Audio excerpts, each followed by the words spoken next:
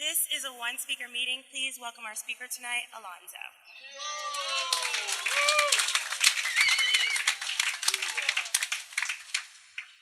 Hi, my name's Alonzo. I'm an alcoholic.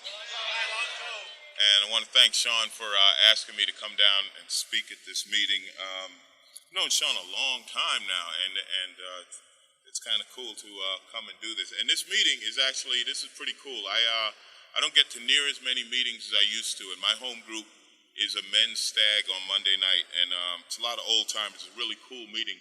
But being here and seeing you guys with the fun and enthusiasm you have, it's cool. I don't get to do that anymore in this type of meeting. Believe me, we have fun at that Monday night meeting, but it's a different kind of vibe. So yeah, it's just cool. Congratulations to all the chip takers and all the birthday people. I like seeing that. That is, I'm coming up on my next birthday will be my next milestone. I got 19 years, so the next one I'll be 20. And I know that people say you're not supposed to project, but I already have commitments in the program for after I'm 20, so I can't get loaded. Like, when they say commitments keep you sober, I have a commitment for next December.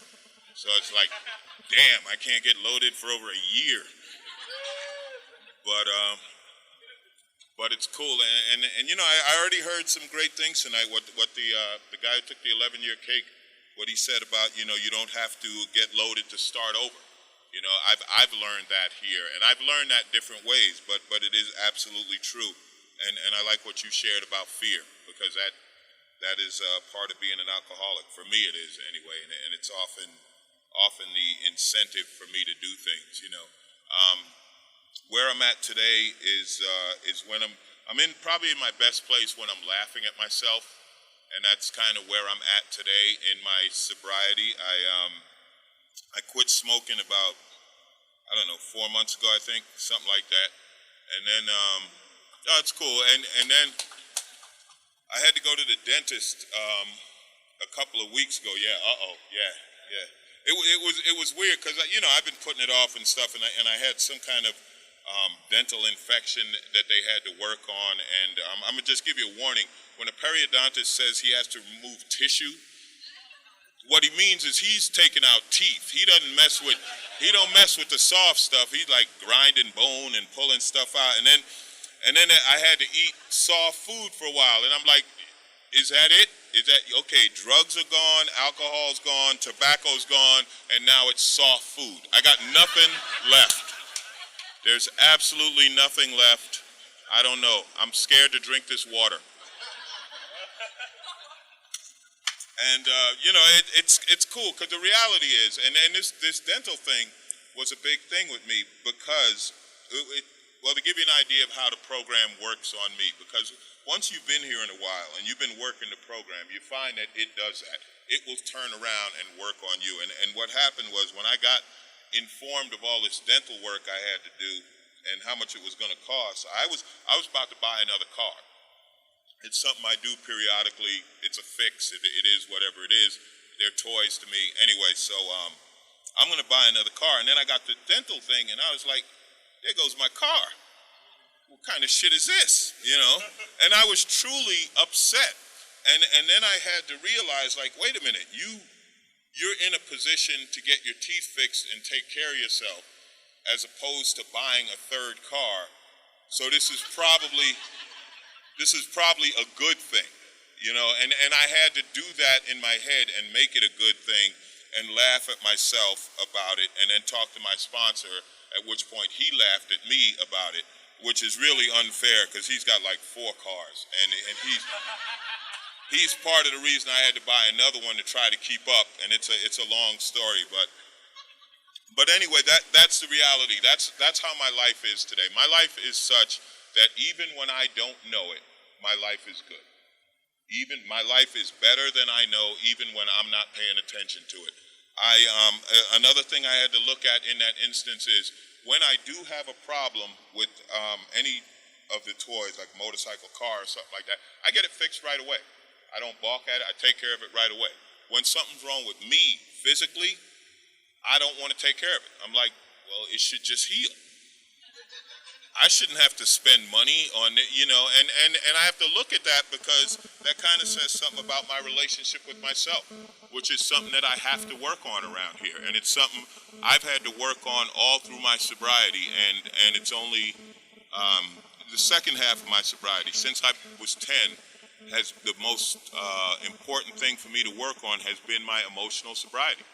And that boils down to, most of the time, my relationship with myself. And it can be a tough one at times, My story is nothing spectacular. I grew up in New York also, and, family's cool. I'm lucky. I'm blessed with a great family. We're all still in touch, friends, whatever, in contact. So I grew up in a solid house, went to school, everything. In other words, I didn't have any overwhelming reason to use. It wasn't like I could say I came from a broken home or I was abused as a child or anything like that. And I'm not saying that with any judgment of those issues. What I'm saying is I didn't have those issues. I drank and used and got loaded because that's what I wanted to do. The older guys did it and they were cool and I wanted to be like them. So I started doing it. Now, once I started doing it, I fell in love with it right away. Right away. And my thing was, I've always loved getting loaded alone. I was never the party guy. Now, I would get loaded with other people. We especially when we were kids, we chip in whatever money you got, and then we get a bag of weed and some beer and this and that and do our thing. But I always had my own stash. I always held back a little for myself. And my favorite thing when I was in junior high school and high school was when I walked the dog late at night to have a beer and smoke a joint, as it was pointed out to me, to relieve the everyday pressures of a 13-year-old.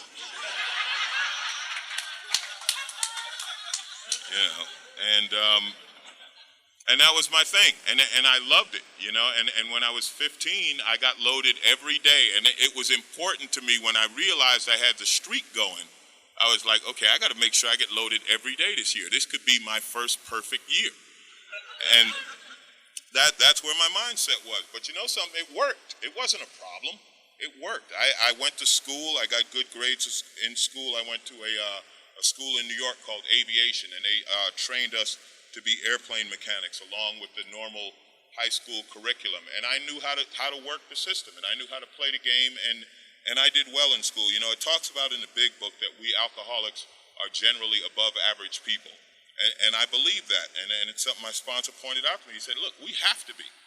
We usually operating at a handicap.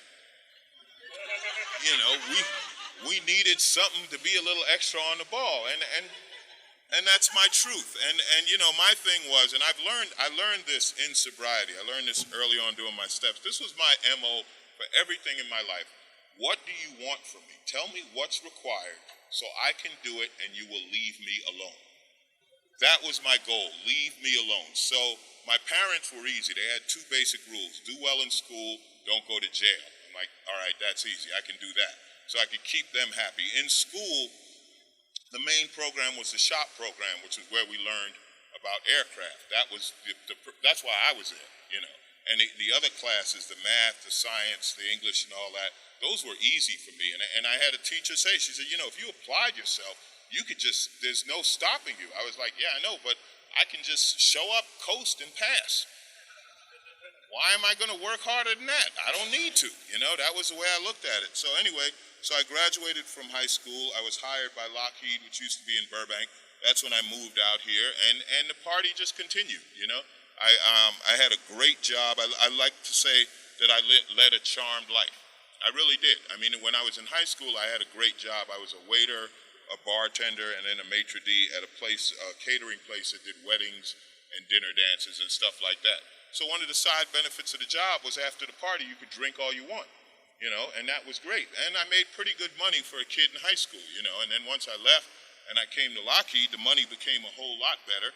I mean, I was 18 and I'm doing this job and I'm accumulating the toys, the cars and the motorcycles and the apartment, and the stereos and the TVs, and life is working. Life is working, and I'm getting loaded, but it's not out of control. It's not creating a problem, and as far as I was concerned, I was having a good time. Well, I was having a good time. And I lived like that for a couple of years, and then I don't. What was the first thing that happened? The first thing that happened was I got laid off, and that was weird because I hadn't been out of work since I was like 15, and it was very scary to lose my job. But what I found out was I was highly employable because I was young, trained, and had years of experience. So I had job offers within a week. So now losing a job was never going to be a problem again. It was like, okay, got that solved. I had gotten in a position in my life where I felt I needed her. I had everything else. I needed her. So I met this girl, and it looked like her. And we all know where this is going. And again, I learned in sobriety. Mine was one of the biggest things I got when I came here was finding out I wasn't the only one. When I got loaded, I loved getting loaded alone. So I didn't know anyone else lived like me, thought like me, felt like me, et cetera, et cetera. I got here, I found out I wasn't the only one. That's why, if you're new here, that's why everyone's laughing. Because everyone knows, because we've all done this. I was taught that I had an alcoholic relationship. I met the girl, within a month we were living together, and then I don't know, 6-7 months later, whatever, she left. And when she left, she just disappeared, literally disappeared. I was working a job in Santa Barbara and coming back on weekends, and I came home to carpet. I mean, everything gone, and what happened was, and I want to be very clear about this, that is not when I became an alcoholic. That's not when I became an addict. That was when I stopped caring about anything else. See, up until then, I had all the rules. I had the things I wasn't going to do. I wasn't going to get loaded before or during work. I wasn't going to, I paid my bills. I did it. Once I felt that pain had to go. I never learned to deal with pain. I couldn't handle the pain. So I had to numb that pain, and getting loaded is what numbed that pain. So all of my rules, all the things I wasn't going to do, that went right out the window. And I got into a position where, obviously stopped paying the bills and went through that kind of stuff. Car got repossessed, I got the car back, and blah, blah, blah. But the big difference was I sort of changed my lifestyle. I got involved with a contract company where I would go work on airplanes at various places around the country. And we were kind of like temporary workers, like temporary office workers, only we were airplane mechanics. So there'd be a plane that needed major work and a company needed, 50 or 100 extra mechanics. They would bring us in, we'd get the work done, and we'd move on. For me, it was perfect. It was like geographics and the company's taking care of them, And for those who don't know, a geographic is when I, as an alcoholic or an addict, move somewhere to try to escape myself. And then unfortunately, when I get there, I find out I'm there. And it's another brilliant plan that just didn't work, but it was fun. I lived that way for a few years. I went on jobs. We went to New York. We went to Puerto Rico. I mean, when I was in San Juan, we were literally living in a condo on the beach. I was the only time I ever sold cocaine and made money, because the guys buying it from me were literally buying it faster than I could do it. I had a really great job. I was getting paid a lot of money, and if you'd have come up to me that day and said, "Man, you really got a drug and alcohol problem," I'd have been, and it's working perfectly. You need to get one of these problems yourself. Life is good. And that's an important part of my story, and here's why. See, me and I know this is an AA meeting, and I talk about drugs because they are part of my story, and I don't do it to offend anyone in AA. And personally, I always find it funny when I meet an alcoholic who thinks he's somehow better than a drug addict. I don't mind conceding to him, but I just think that's kind of cute that you think, okay, you're better than me. But anyway, and don't get me wrong, I drank the whole time. Drinking is part of my story. I relate to whatever. But anyway, so one of the things we used to do was, me and my roommate had this deal. Like, I could get cocaine powder because the guys were scared because it was Puerto Rico, and they warned us, watch out for Puerto Ricans. Don't go here, don't go there. I grew up in New York. Last thing I'm scared of is a Puerto Rican. I'm running around. So I got the connection to get the powder. And then my roommate knew how to cook it, and he had the pipe. So we had a whole scam. It was like, I'll sell you the powder, then you had to give it back, and we cook it. Of course, we take a piece, then we rent you the pipe, and this and that. And it was, in other words, it was working. And the other thing was, I was the lead man on the crew. I handled everybody's payroll on my crew. So I would get the checks, and then they had a deal where I had to cash everyone's checks, so your credit was good. Because it's like, here's your money, here's your money, here's your change, here's your change, here's your money. And again, life was working. But one of the things we used to do was we would throw rocks on the floor to watch people look for them. That was funny to us. The reason I always want to remember that is because less than 6 months later, after another job, when I was living by myself in Oakland, I was looking for that rock on the rug. See, I never want to forget that, because as it got worse, it never got better. And then the bottoms I just moved them city to city. Oakland, then Dallas, which was the first time I asked for help. I asked my parents for help. They sent me money. I got a ride back to LA. I, got loaded one more time. Came back to LA, hit the bottom again. And that was the first time I went to the job, and I worked for Lockheed again, big corporation, and they'd send people to rehab. And I went, but I wasn't there to get sober. I was just there to keep a job. And I lasted 2 weeks, and I was back on another run. And then I got arrested. And that was my bottom. When they put the handcuffs on me and they put me in the back of the police car, I remembered that word powerless. It was the only word that I had heard here that I remembered, because when you guys first told me I was powerless, I didn't believe you. When I was in the back of the police car in the handcuffs, I knew exactly what you meant. And that was when I surrendered, and that was when I became willing. And that's been the key to my sobriety from that day to this. I've been willing. Sometimes it's 51% willing and 49%, alcoholism. But I've stayed sober because I want to stay sober. It had nothing to do with a job or money or anything else. I went back to the rehab, and they had a panel come in from a place called Studio 12. And this girl on the panel was stunning. She was beautiful. I don't know what she babbled about in her little speech, but after the meeting, I was on her because I had well over a week. And she saw right through me, and she said, look, I'm married, but there are a lot of women like me at Studio 12. I don't know where it is, but that's my home group. And I went there, and she introduced me to a guy, and she said, this is Felix, he'll be your sponsor, and I was in. And I thank God for those guys, because I ran into a group of guys who saw right through me. And they told me to sit down, shut up, and listen, and any lie I started, they could finish. They knew exactly, any game I had, like one of my games was intimidation. I live in the Valley, and if you're a large black man in the Valley, it's easy to intimidate people. Not as much now as it was 20 years ago, but that was one of my things. They introduced me to a guy who had been on death row. Like, so much for intimidation. I might be scary on Ventura Boulevard, but you've been on death row, you win. And they taught me how to do this thing right away. They told me to go to a meeting every day. They told me I had to pray. They told me I had to talk to a sponsor and work the steps and talk to and hang out with other alcoholics. And they told me that that's what you do.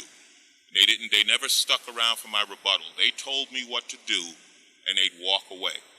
I was getting a cup of coffee. They said, you're the coffee person.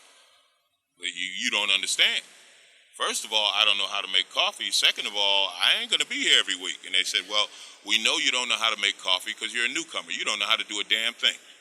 So we're going to show you how to make coffee, and you're going to have your ass here early every Saturday, because if we get here and the coffee ain't ready, there's going to be a problem. And I quickly learned the coffee person is the single most important person at any meeting, because if anyone else doesn't show up, they can cover. If there's no coffee, people will talk shit about you. They will have you out in the street using with their coffee money, and they're not happy at all.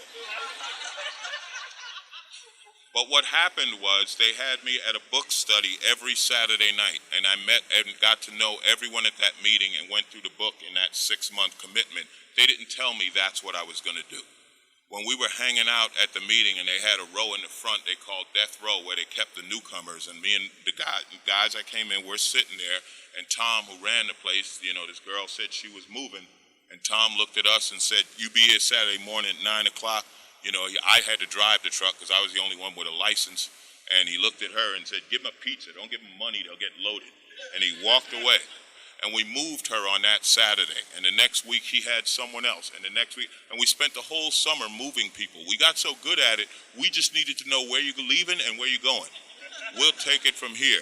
What Tom didn't tell us was that he didn't tell me I was making some lifelong friends. He didn't tell me that I'd be making some of the best friends and people who have been through everything in my life sober.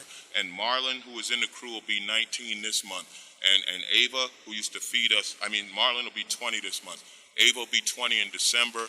Brian will be 20 in February. I'll be 20 in March. And Brian lives in New Orleans. And Ava, we live in separate places and this and that. We bonded because we spent our time together and we did this thing. And my life started coming together, and I got my job back, and I started paying the bills and doing this and that and the other. And the next thing that happened was I started getting discontent in my career. And I was working as an instructor. I was teaching mechanics. Now, I've always had a sense of humor, but my sense of humor was always used to belittle you to make me feel better about me or to make me look good. That's the way it worked. Well, these guys laughed at me until I could laugh at myself. That they literally did. Whatever I had to say, whatever I did, they found it hilarious. They had no problem laughing at what I wore, what I said, what I did, and they loved when I had a plan. And my sense of humor changed. And when I had about 4 years sobriety, this woman said to me, a friend of mine, she said, you're not angry anymore. She said, you were really angry when you got here. You're not angry anymore. And I don't think I was. I still get angry, but it wasn't that constant underlying anger that I had, And I said I wanted to be a comic. And they said, well, you can do that. And I said, how? And they said, we have no idea. But don't worry about it. Just if that's what you want to do, take a chance and do it. And I did. I took this class on writing, and I did my first show. It was like a 5-minute performance, and a lot of sober people came in support of that, and you remember that, Terry. And it was amazing. It was amazing. And this guy, Charles, who was there, and Charles was one of the guys who picked on me all the time. And Charles, and I looked up to Charles, because you know how it is when you're new. People who have a few years, you just look up to them, and certain ones you lock onto, and he was one of them. And he came up to me after the show, and he said, man, it looks like we finally found out what God meant for you to do. And that was the exact feeling I had, and that was at 5 years sober. And when we say don't leave before the miracle happens, that's what we mean. I see that so many times. People leave here and they don't get it. And I don't know what your miracle is. I don't know what your gift is. But you have to stay sober to get a chance to find it, and I really hope you do. I started that career. It's been unbelievable. Unbelievable. I've been around the world numerous times. I have financially, I'm solid, I'm set. I came here, I declared bankruptcy at 3 years sober, now I got a house and cars and all that stuff. All that stuff has been cleaned up and reversed and changed, and it's all good in my life. And, I get to experience this, and I get to share this with people. I think a lot of times people around me get a bigger kick out of my career than I do. And it's amazing, I have nieces and nephews, and I've been sober their whole life, and they'll never know how important they are to me because of that. My oldest, she just started college, and we get to talk and laugh and stuff like that, and I get to send her money, and that's cool because I can, and that's an uncle's job, and I love doing that. And when she started high school, I told her my story, because I told her, look, the drugs, the alcohol, the whole thing, because you're really, they're exposed to it young, but that's when you're really in the wheelhouse. And I said, look, try to avoid wasting time, and my nephew, I'm going to have the same talk with him this year, because he started high school this year. But it's phenomenal that I get to be a part of these kids' lives and see these kids grow up, and then other friends of mine have kids, and I get to be around them, and so many things. I'm doing this gig on a cruise in a few weeks, and I get to take my parents, on this cruise. That's a gift of sobriety. Without sobriety, I don't get to do that, And the only way I can describe it is I live a dream that I didn't know I had. I literally live a dream that I didn't know I had, and it's a phenomenal, beautiful thing. Now, do I feel that way all the time? No. Oh no, there's times when, why did he get it? Why did she get it? Where's mine? And blah, blah, blah, blah, blah. Absolutely. I be yelling at my agent, I ain't get paid nearly enough, and I get paid far more than I'm worth. Come on, I tell jokes for a living, for God's sake. But no, I'll do that, and I guess it's okay because I'm human, and I'm an alcoholic, so I still, think like an alcoholic, and I still act like an alcoholic. I just don't do it as long.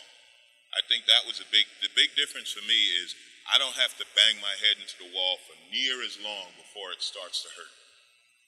Now 2-3 good hits, and I'm like, okay, better try a different way. And my sponsor, who has known me from my third day of sobriety, he's been my sponsor since I had 10 years sobriety. He still laughs at me. He still laughs at me, and he still talks to me. And when I had 10 years sober, I got involved in something. I want to briefly talk about and thank the women in this program. And I want to thank the women in this program because they're the ones who allowed me to feel. They're the ones who taught me how to feel. When I came here, see, man to man, it's like there's an energy, and I'm not going to show any weakness or softness or whatever. That's what I come from.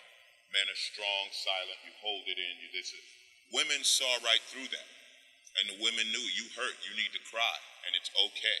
And they opened up that whole side of me, the emotional part of my life. I guess they told me that it was okay to feel, and they allowed me to do it. And I think women have a natural nurturing instinct or ability, and it's a beautiful thing, and it helps. And I have some tremendous women in my life. I have women that I've known for so long, and they're such good friends, and it's a beautiful thing. And I've also had relationships in this program, and some good, some bad, some just for fun, whatever, But I was one of those guys. I'm not going to get into a relationship. And I didn't. I got into 2. And and the women knew each other, and it was bad. It was it's kind of funny now, but at the time it was very very emotional and very painful. And there was one woman that every time I tried to quote protect her, I just hurt her more, because I was pursuing someone else right in front of her, and she knew about it, and it was just a bad thing, and she forgave me, to such a ridiculous extent that one of her dreams was to have a family. And it was a few years later, she met someone, got married, and she had a baby, and she called me the day she had her baby, and that kind of forgiveness, I'm still like, it blows me away. But she did forgive me to that extent after the hurt I caused for her. But anyway, when I was going through this, Darryl, who's my sponsor now, he said, I asked him to sponsor me. He said, I'm glad you asked to help because you were on your way out. He said, you couldn't keep going the way you were going. You'd have got loaded. And I think he's right. I probably would have. What happened was we started over with the steps and the program. And like I said, it became a thing of working on my emotional sobriety. And it's an area that I didn't, I worked on the physical came pretty easy, and like I say, the employment, financial was all just phenomenal, and I just avoided the emotion. I took the emotion to a certain level, then I would just stop. I was like, no, I can't go any more than this, and it's something that I still work on, and it's, it's part of my life today, and I feel pretty good about that. I have experiences in my sobriety that kind of make me laugh. Not too long ago, I have a friend, fellow comic, and he gave up drinking when he was 20 or something. He said he was in college, and they were having a bonfire, and he was so drunk that he got close to the fire, and his breath, the alcohol in his breath, caught fire and burned inside of him. And he said, that was it. He stopped drinking. And I said, see, you're not an alcoholic, because to us, that's just a good story. That's I wouldn't quit. I would just, not drink that anymore. Well, beer is not flammable. I'll just stick to beer. So, So anyway, not too long ago, I was talking to him and his girlfriend was saying that they had another friend who got sober in his 20s like I did, and she said, but everybody's, drunk and partying or whatever in their 20s. I mean, that doesn't make you an alcoholic. It just means you're in your 20s. And she's like, I don't understand why you guys not, you're grown up, you're stable, you're this and that, why don't you? And I was like, well, why would I? What is there to gain?